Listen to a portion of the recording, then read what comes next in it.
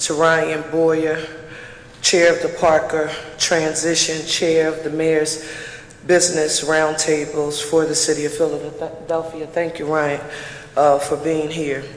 I'm here on today to talk about my plans to create a more visible and accessible government, a city government that our residents can see, touch, and feel.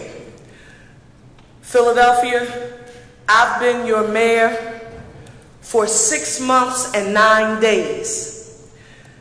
I hope it's been evident in the work that you've seen take place in neighborhoods across this city. I hope that is evidence to you that I am trying to go to war.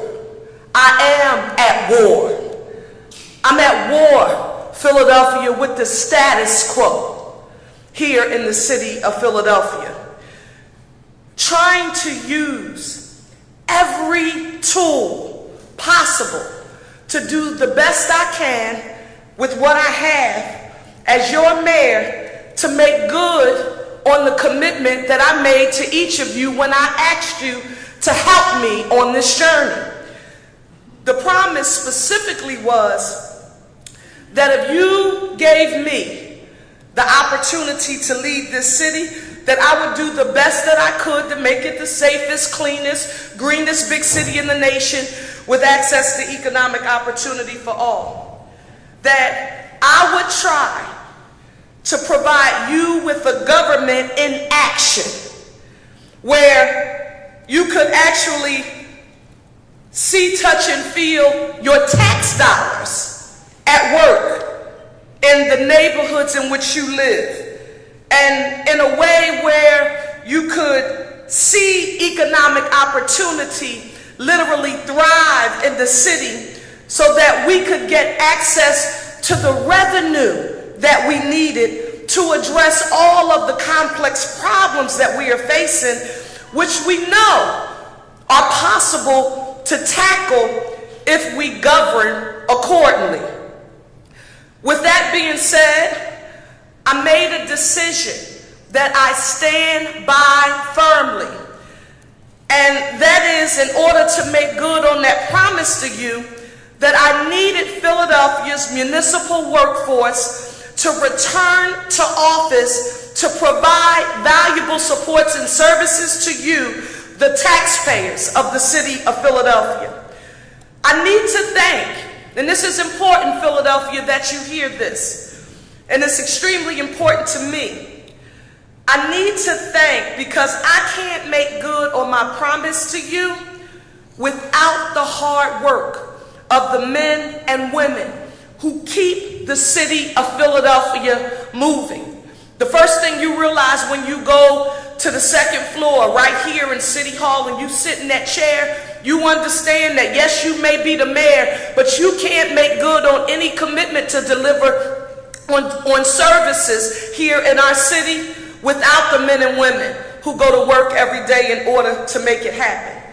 With that being said, I need to publicly thank, for the record, our sanitation workers, our police officers, our firefighters, our correctional officers, the water department, our social workers, our parks and recreation workers, and the folks over at licenses and inspections. Why?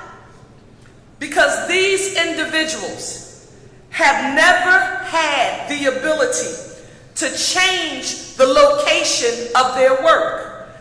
And they worked through a global pandemic and made great personal sacrifices for the city. And there are many others too. And I want you to know that I thank them all. I thank each of you. Thank you.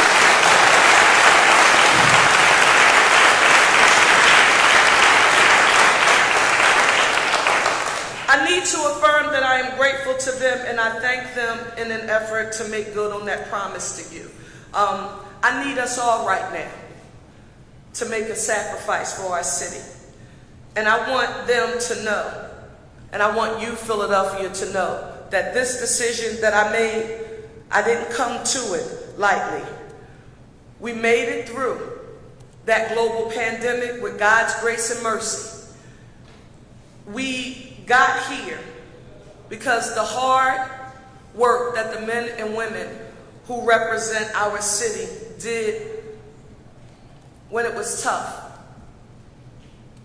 We wouldn't be here without them. We did not say, and this is important, okay, Cherelle, you got elected, Mayor, you got elected, and you got sworn in on January the 2nd. Didn't say, okay, I'm here today. Tomorrow you have to return to work. Change your location. But when we made this decision, we made it, and we've given 8 weeks for people to make adjustments in their lives, our very valuable workforce. I don't apologize for being a pro-worker mayor.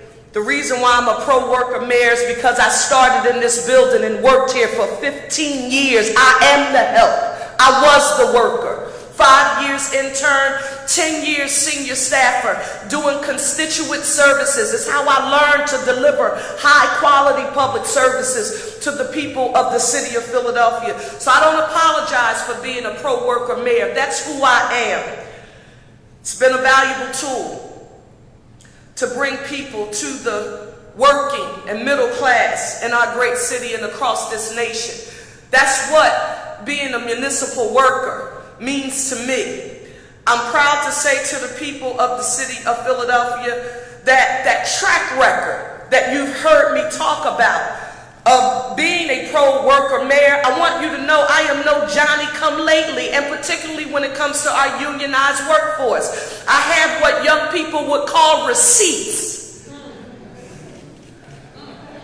That means from my time as a staffer in this building to the work I did in the legislative branch, to what I advocated for as a member of the City Council of Philadelphia. I don't stand before you just because I'm the mayor to say I'm pro-worker. The history affirms that work. I know, and I've heard from a whole lot of people when I made my decision regarding the return to office, the change in the location of where work would take place, that there were some people who were not going to be happy about the decision that I made. But I want you, Philadelphia, to know that when you're trying to do what I'm trying to do, which is change the status quo for our expectations here in the city of Philadelphia, when you're trying to lead and raise the quality and the delivery, change how we deliver city services in the city of Philadelphia, it can be a challenge, but I won't get weary. And I am not going to abandon the promise that I made to you. There's also been a lot of, and this is really how and why we got here today. There's been a lot of talk, Philadelphia, from some in the media about Philadelphia's on-site and remote work policy. And if you were Philadelphia to believe what you read, you might think that we are the only city in the country implementing a policy to bring our workforce back in the office or on site. But the one city that you haven't read much about is Washington, D.C. Huge hats off to a dynamic mayor who I've been watching, who I believe is a great teacher. But according to news stories from our nation's capital, I want you to hear this because you haven't read this. Remote work has tanked DC's growth and it's causing a budget nightmare. That's an actual headline from Axios News in an April story. The story went on to describe modest revenue growth in Washington below the rate of inflation, and city financial officials attributed the downturn to remote work's drain on DC's downtown economy. It all produced ultimately a difficult budget that led the DC government to raise taxes this year, listen, just to balance the budget. I'm not talking about to raise a tax to invest in creating more housing. I'm not talking about raise a tax because there's a demand for a specific service that's not included in the city's budget. DC raised taxes just to balance its budget. I'm telling you that story not to revel in any way, but to say that to the people here in the city of Philadelphia, that there are other sides to this story of working from home versus on-site, in-person work for our municipal workforce. Now, for my administration, I believe that employee presence at the workplace allows for more personal and productive interactions, facilitates communication, and promotes social connections along with collaboration, innovation, inclusion, and belonging. We are seeking to establish a model of how the municipal workplace can function well and be transparent and accountable to you, the people we serve. We also want to set a standard for how the city's economy and other corporate, nonprofit, and other government entities return to the office in efforts to make a more vibrant Philadelphia. That's the ultimate goal. That's the ultimate result that we are trying to achieve. How and why? What do you believe? I believe that a more consistent in-office presence will result in work environments, listen, where equal employment opportunity and diversity, equity, and inclusion, that they are truly realized. And I understand that this transition will require some adjustment. I also have committed to, and this is important for me to affirm to you, because if you only believed what you read, you wouldn't know this. I have committed to an ongoing review and consideration of supports, benefits, and resources for employees, regardless of where work is performed, to realize the promise of our city as what we call an employer of choice. I will continue.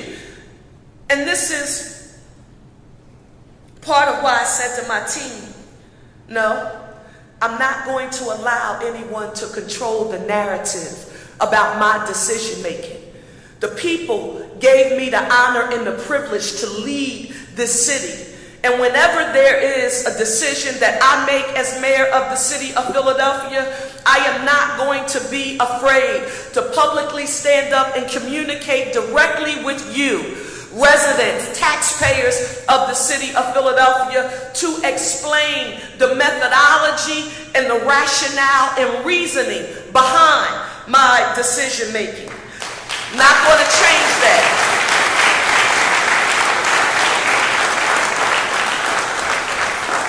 I will continue to demand tangible and intangible investments in our workforce, because our city workers are the only way Philadelphia becomes that safest, cleanest, greenest big city in America, with access to economic opportunity for all. And I want to thank each of you for being here.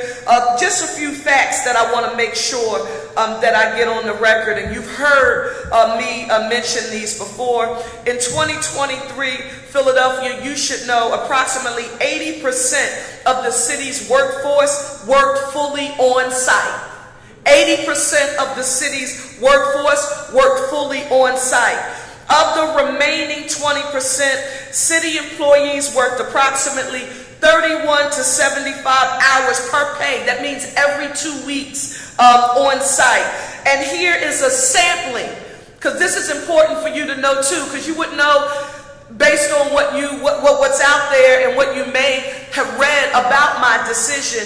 Let me be specific about the who's. The workforce that's already back in the office and or on site. Police officers, firefighters, workers in the Department of Licenses and Inspections, the Water Department, Sanitation and the Streets Department, the Office of Homeless Services, our social workers, prisons, correctional officers, fleet services, and our parks and recreation center employees. With that being said, I want to take some questions. But Mayor, it's kind of out of your hands because a judge tomorrow is going to hear arguments and rule on whether or not there's an injunction against it. My job as mayor of the city of Philadelphia, and I have every right to communicate directly with you, the people of the city of Philadelphia, to tell you about how and why I arrived at the decision I arrived at regarding this issue of municipal workers and the change in the location of work. Mayor, what will you do if they don't come back? If they just decide they're going to defy you if the judge orders them back? What will you do? Right now, we wanted to make sure, Jeff, that the people of the city of Philadelphia understood our decision making and why we made this decision. We will not comment on any litigation or any court proceedings. That's not the purpose of why we're here on today. But I did, again, want to say to the people of this city, nothing about my standing has changed. We're using every tool in the toolbox to make sure that you can see your tax dollars at work in your neighborhood, and that you can see that we are literally trying to change how we deliver city services in the city of Philadelphia so that you can actually see the results of the hard work and determination of the city workforce, but you can actually see it unfold in the neighborhoods where you live, in neighborhoods where you shop. Do you commit to abiding by and respecting whatever decision the court comes to? We are not here today to comment on any litigation or any court proceedings. Today's purpose was to just make sure that I, as mayor of this city, communicated directly with the people of our city about my decision making. I appreciate it. You wanted to follow up? Yes. Yes. On the economic argument, DC 47 says that workers being at home revitalizes the neighborhood, businesses, because that's where they spend their lunch dollars or whatever. Well, listen, I can tell you this. Everyone has a right to their opinion. In Philadelphia, I don't want you to think that, first when, going out on the trail and taking a major risk with that agenda, that vision for the city that I had, and then working extremely hard to earn your support in order to get here. I don't want you to think that your mayor was naive enough to think that there would be decisions that I would have to make that would be tough decisions that everybody would be supportive of and everybody would be happy about. That's a part of leadership. Leadership sometimes requires that you make decisions that everyone, is not happy about or everyone doesn't agree with. But you gave me an opportunity to lead this city, and I want you to know I'm going to do the best that I can with what I have to deliver for you, and I don't apologize. I don't apologize about that to anyone.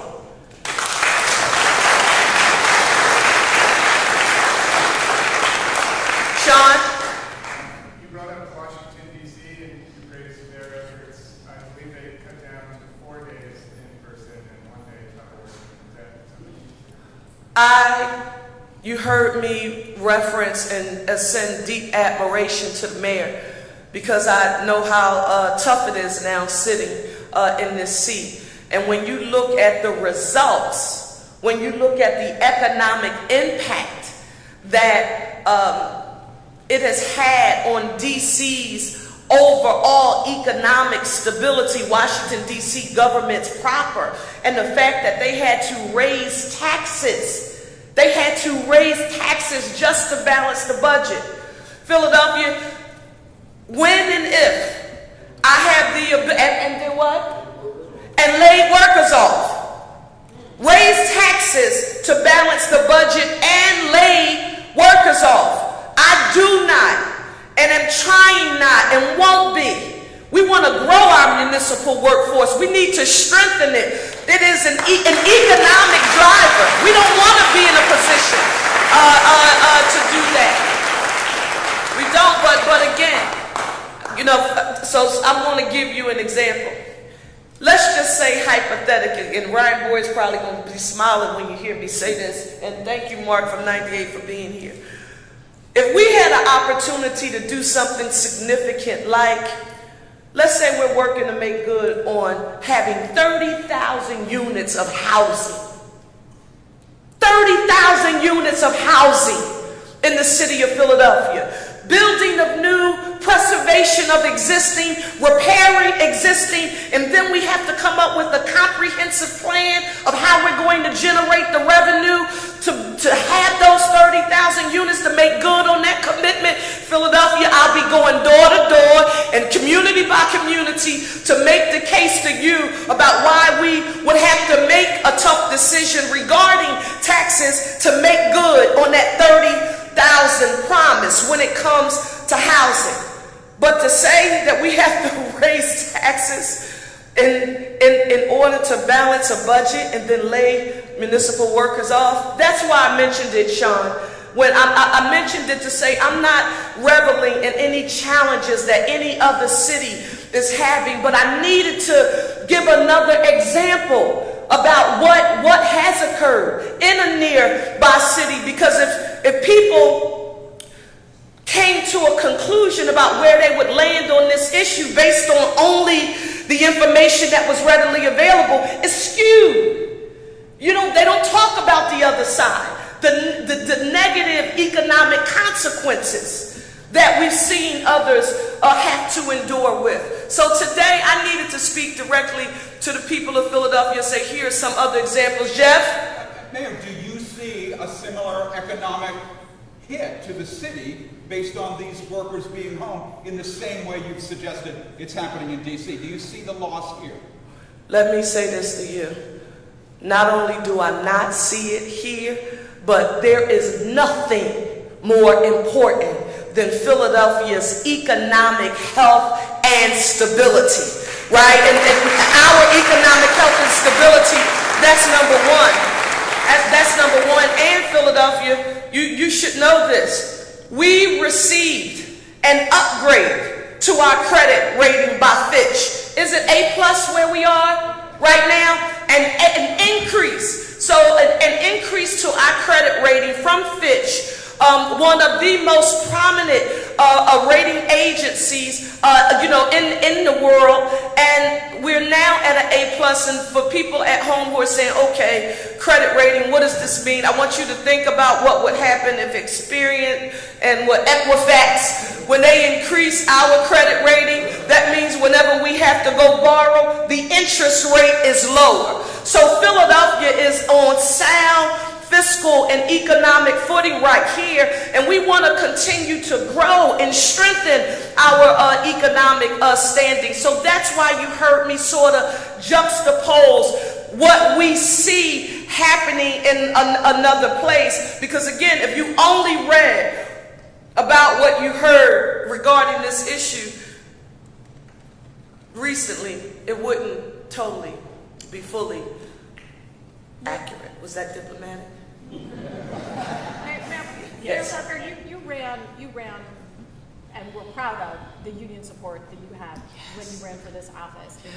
And I wonder, how does it feel to you in this moment to have city workers, union workers, say, no, we disagree with you, and we're even going to take you to court over it?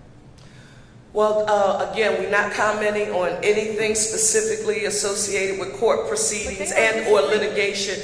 You're talking about, listen, when you come from the humble beginnings that I am a product of and literally experience firsthand what it's like when someone gets access to an economic opportunity like that provided by being a part of the municipal workforce, I wouldn't care who agreed to disagree with a decision. I am always going to lift our municipal workforce up because I know the power and the influence it can have in changing the life of Philadelphians who are fortunate when they can, and if they can, become a member of the municipal workforce. So nothing about this exchange, agreeing to disagree, nothing about this makes me feel any kind of way, right? About this difference of opinion. Union leadership, they have to represent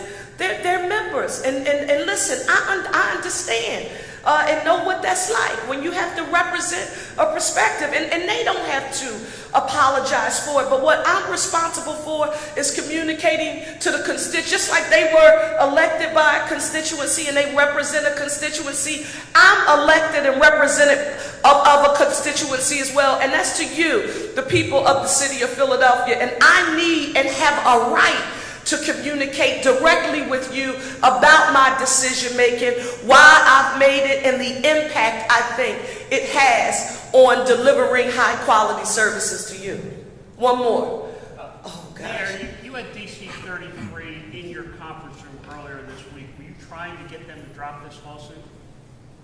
Let me just say that I will not discuss, even though I know it may become standard today. People have recordings and meetings that you have. I gotta, you gotta think about that. That wasn't the goal this week. I'm not going to talk about who I met with and who I didn't meet with. This is what it has to be, 1,001% clear. I support Philadelphia's municipal workforce. I am a pro-worker, pro-union, pro-labor mayor. I am no Johnny-come-lately to supporting organized labor, and I have a track record to affirm it. And this decision in no way, shape, or form changes my commitment to and support of Philadelphia's municipal workforce at all. This has no impact on that, because this city moves because they do, and I understand that, and I support them in the work that they do. One last question, because he's been patient. Yes, yeah, he's been patient. Yes, sir. You mentioned the 80% that are in person. Can you go over the 20% that are not yet back? I'm sorry? Can you go over the 20% still not back full in person? You know what? I will make sure that we forward a list. I did not ask my team to give me, just like I was able to run down the specific titles and of the folks who are here and have been working. I did not ask them to give me that list. I'll ask them to put that together so we can give it to you. Okay, this is really the last one right here. This is it. Is there a fairness aspect to this? I didn't hear you. Is there a fairness aspect to this? You thank the police officers, sanitation workers who've obviously been working the whole time. Is there a fairness aspect to this, and can you talk about that? That's an interesting question, because I think what you're describing to me, I think, is equity. Philadelphia, you've got a pretty strange mayor. Whenever I'm around powerful and influential people, especially like if I'm going to their place of business, when I walk into a building, if they come downstairs, I'm talking about since I've been your mayor, if they come downstairs to the lobby to come and greet me, and then we have to go up on the elevator, I look around to see who knows the name and who says hello to the janitor, to the receptionist at the desk. I know it seems pretty weird, but to me, it's a truth. It tells you, like somebody is saying, oh wow, that is pretty weird, but no, just watch it. I'm telling you, it tells you a great deal about who people are when they see everyone, especially those who are, just not in the higher echelon of the food chain when it comes to work. So I don't care what you do for the city of Philadelphia. I don't care. Remember, my grandmother was a domestic worker, and she didn't clean buildings. She cleaned the houses of wealthy people, right? So that she can give me, her granddaughter, access to the opportunity so that I could lead to make sure that people situated like her had access to economic opportunity as well. So does equity play a part? Is that something that's come across my mind? Absolutely, you're Johnny on the spot. Equity has been a part of it. I want to thank you all so very much for coming here today. Thank you for your leadership, and I really do look forward to talking to you again soon. I think now, I shouldn't have Camille Duchesset brought up 30,000 because Ryan Boyer and Mark are probably going to try to beat me over the head and ask me for the plans right now. We're working on it, y'all. We're working on it, okay? Thank you all so very much.